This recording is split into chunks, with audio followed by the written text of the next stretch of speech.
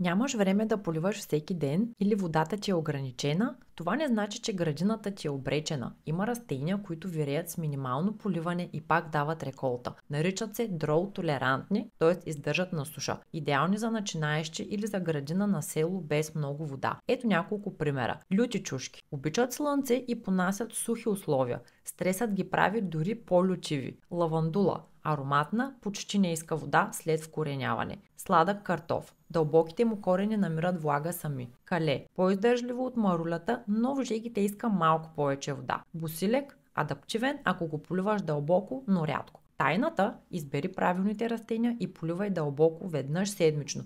Но внимавай, количеството зависи от климата и почвата. Поливай рано сутрин, за да не се изпарява водата. За кале и босилек не прекалявай с сушата, особено при плододаване, и осигури добре дренирана почва, за да избегнеш гниене. Така градината ти ще цъфти, дори когато си на море.